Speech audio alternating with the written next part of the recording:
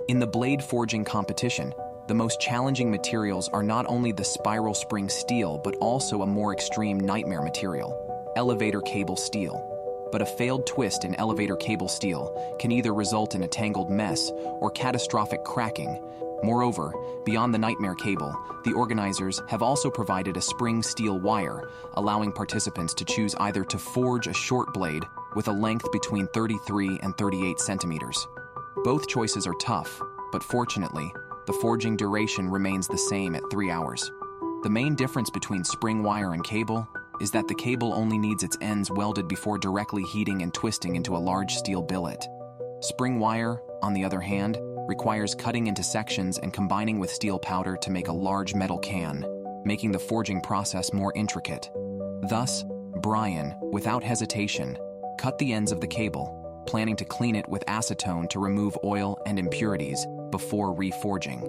The central concern with cables is impurities affecting the welding. Walter chose the cable because he had never hammered spring wire and planned to use only 2 small pieces of the cable, hammering them into steel billets before combining them, saving time and effort. The remaining 2 participants also opted for the elevator cable, given the time and effort required for the large can approach. Paul had even practiced hammering cables at home, ready to showcase his skills. After seeing everyone cutting the cable into small sections, one wonders why not just heat the whole cable for forging, a strategy aligning with Ben Abbott's, which ensures ample material and simplifies steps. Evan chose 4 cables, securing the ends before proceeding, cautious of the cable splitting during twisting.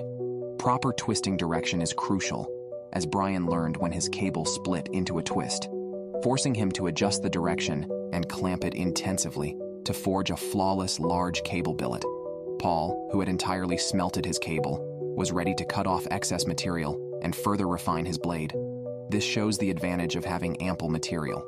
An hour later, Walter, who had chosen 2 small cables, planned to combine them after realizing that forging them separately might be challenging. With time to spare, he prepared another cable to complement the others. Observing others' progress, he knew he needed to speed up. Meanwhile, Evan, having shaped his blade from the billet, checked for flaws, planning his next steps, and quickly hammered out the blade tip at an angle, speeding up the shaping process of his blade blank.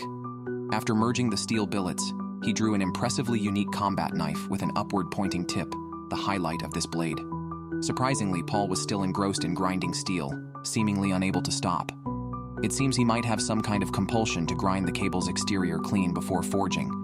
He and Walter, who also added another cable but lacked a blade blank, had a lot in common. Fortunately, Walter finished forging his 3rd cable and just needed 1 more welding session to merge and forge the blade. Paul eventually started using the press for rapid blade extension, but he was pressed for time. Meanwhile, Evan began grinding the blade shape, preparing to finish. The experienced Brian poured table salt on the blade blank, planning to use the melting point of 800 degrees to time the quenching perfectly, a technique reflective of his over 20 years of experience in blade forging. After a heavy strike, Paul finally shaped the blade and immediately quenched it after heating. Walter quickly followed with his quenching. Evan was the last to quench his blade blank. Time was up, and the first round ended. The 4 skilled participants faced the first round of reviews with their blades forged from elevator cable steel. First was Brian's combat knife, which Doug Marcada found impressive. A bit of grinding to reduce weight would make it perfect. Next was Evan's simple and unadorned recurve chopper. The white-bearded judge liked the bridge cable design, though the visible layering on the blade was a bit troubling. Walter's teardrop-tipped camping chopper was almost flawless, except for a slightly heavy blade. Finally, Paul's recurve camping knife, forged straight from the cable, was highly appreciated by Ben Abbott.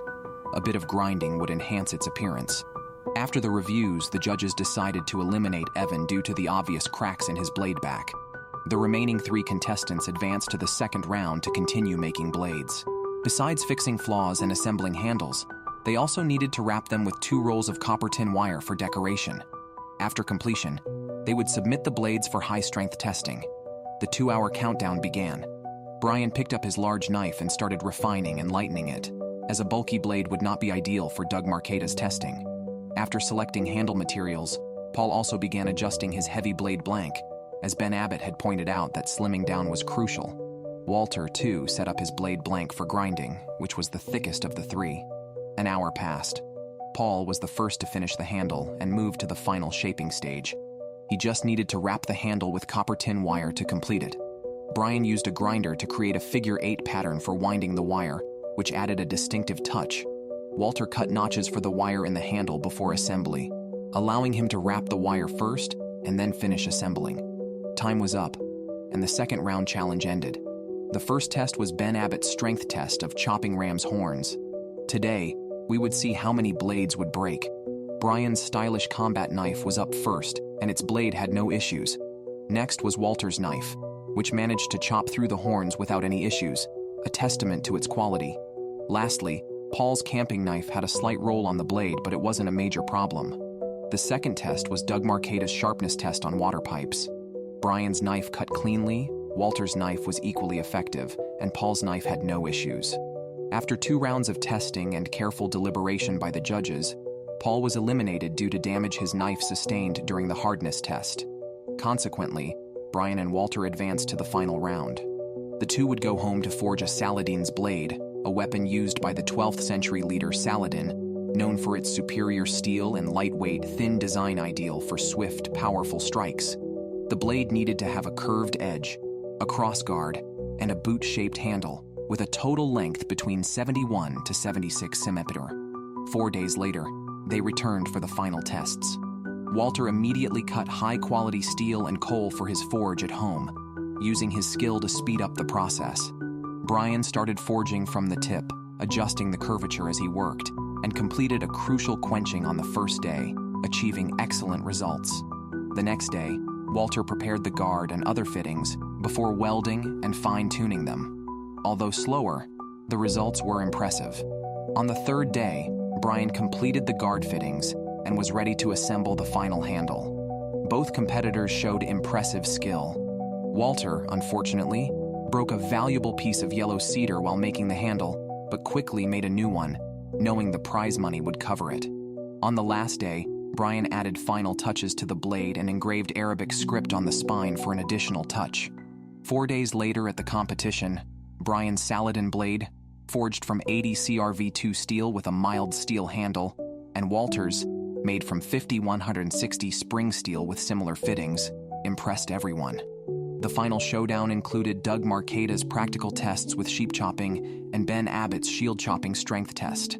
Brian's blade performed seamlessly, but Walter's blade, with its perfect edge and structural stability, ultimately won.